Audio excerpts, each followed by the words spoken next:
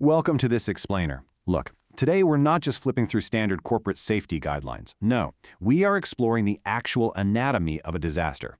We're going to treat the ADNOC Health, Safety and Environment Incident Notification System exactly like the high-stakes procedural thriller it truly is. Because honestly, when you're dealing with heavy machinery, volatile environments, and human lives, paperwork isn't just some boring bureaucracy. It's a literal, cinematic protocol for survival. We're going to break down exactly what happens behind the scenes from the absolute second a crisis begins. So, what actually happens when the unthinkable occurs? Well, this entire system is built around an emotional core known as the hurt-free approach. And let me be clear, this isn't just about mitigating financial damage or, fixing some broken equipment. It's about a relentless, uncompromising pursuit of a workplace where every single person goes home safely to their families, period. When an event shatters that reality, a massive, highly coordinated, and frankly pretty intense machine kicks right into gear. Part 1. The anatomy of an incident. Okay, picture this. The exact moment an incident happens, an immediate presumption takes hold across the entire organization. It is considered work-related until proven otherwise. Things like the presence of fault, preventability, or the nitty-gritty details of the activity, actually, scratch that. They don't even matter at this stage. If it happens on the clock, the alarm is pulled and the investigation begins immediately. And the radar for this is expansive. We're talking company premises, sure, but also approved off-site locations, work-related travel, and even company-controlled housing. If an incident happens anywhere on this list, it instantly triggers strict, unforgiving protocols.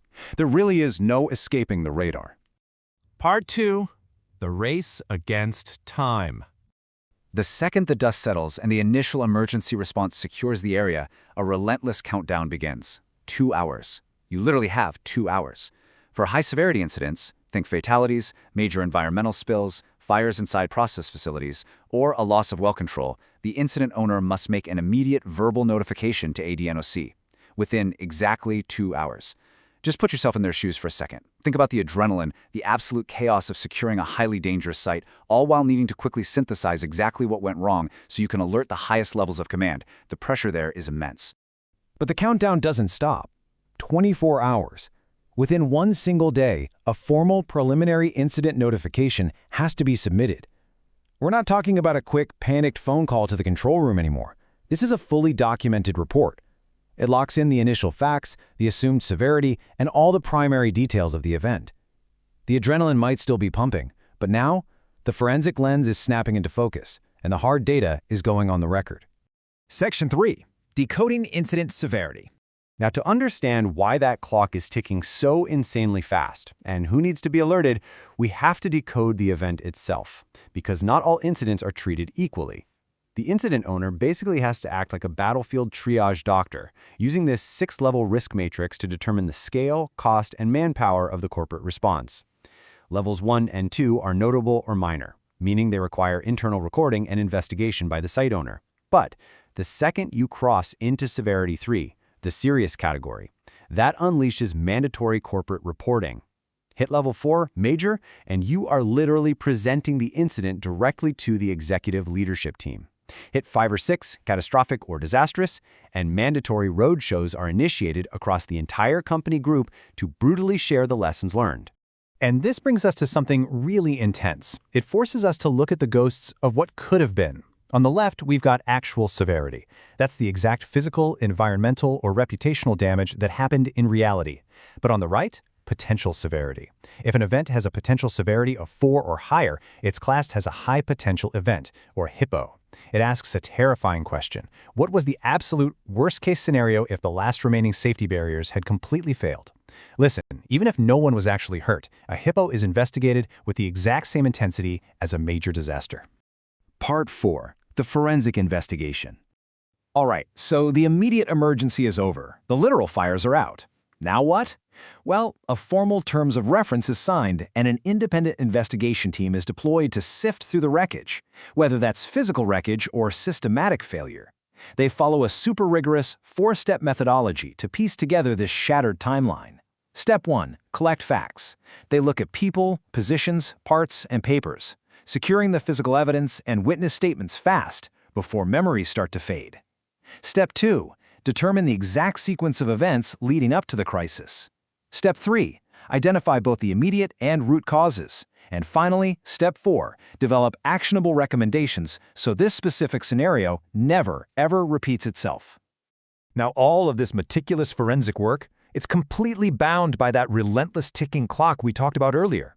Let's look at the full life cycle of the investigation. We already know about the intense 2-hour verbal and 24-hour preliminary notifications, but look at what's coming next.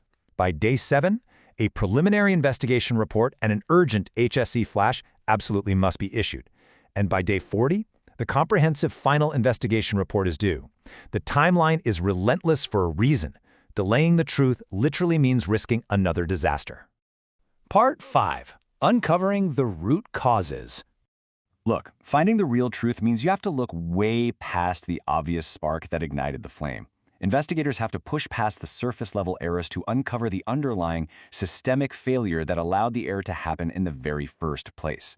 So here on screen, we have your immediate causes. Things like bypassing safety controls, driving violations, working at unprotected heights, inadequate ventilation, or just simply failing to follow a procedure.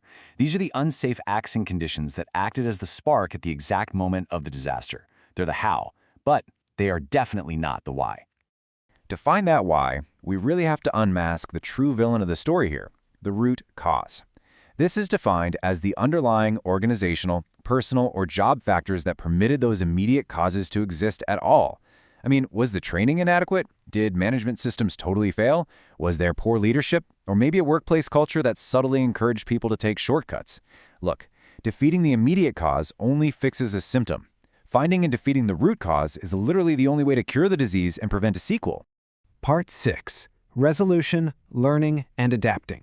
So, all of this intense forensic data, the ticking clocks, the massive root cause analysis, honestly, it's completely useless if it doesn't translate into a real survival strategy. Remember that 7-day deadline? Yeah, that's when the HSE flash is issued. The HSE flash is a critical, immediate alert sent out across the entire group.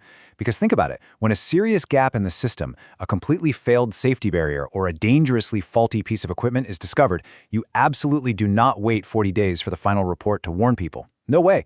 You flash the warning immediately. It turns a localized tragic disaster into a protective, group-wide shield for the future.